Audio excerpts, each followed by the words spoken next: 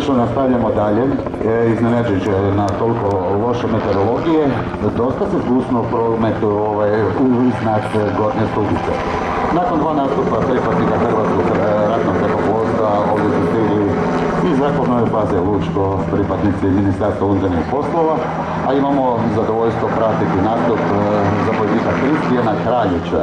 Njegovo letačko iskustvo je već 19 godina letačkog iskustva. Preko 2400 sati letenja, pilot je upravo ovog helikoptera koji vidite, Bell 206, letio je u svojoj karijeri na Mi-8, na Augusti 139 koji ćete uskoro vidjeti, a od 2002. godine do 2015. godine vojni je pilot. Od 2015. do 2008. godine radio u helikopteru na radovima iz zraka postavljenih dalekovoda i na plinovodima.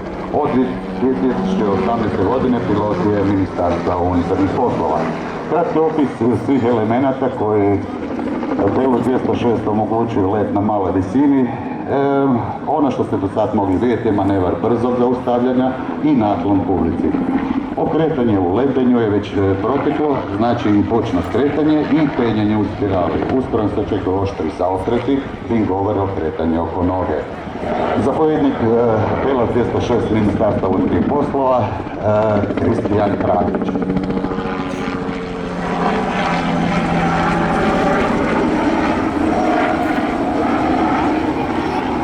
Dragi prijatelji, dobrodošli još jedanput na susrete za Rudija 22. put i dobro pogledajte po svojim džepovima jer nađen je novčanik i dokumenti na ime Ivica, prezime Stepanić. Znači Stepanić Ivica nek se javi ovdje do razglasa, čuvamo mu dokumente u jednom određenom roku trajanja, stoga nek požuri što prije po svoje dokumente i da ne bi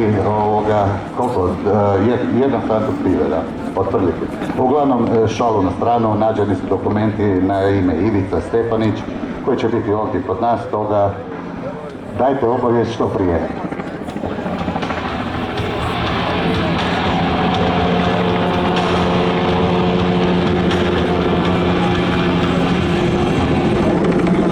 Današnje manifestacije, ovisno o meteorologiji, ovi dokumenti na ime Ivica Stepanić bit će ovdje kod razglasa, a nakon toga dođete u postaju MUP-a podignuti dokumente, odnosno svi koji poznaju Ivicu Stepanića uputite ga na ovaj redoslijed.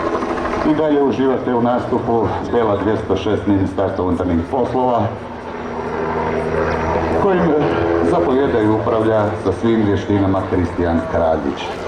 Uskoro nas očekuje i dolazak još jednog helikoptera Ministarstva unutarnjih poslova, to je po prvi puta na susretima za Rudija, do sad ga nismo vidjeli, nastup helikoptera Leonardo, helikopter AD-139, koji je najnovija piska u hangaru Ministarstva unutarnjih poslova, već se nalazi na poziciji zapada, a vi i dalje uživajte u nastupu 206 u ovoj završnoj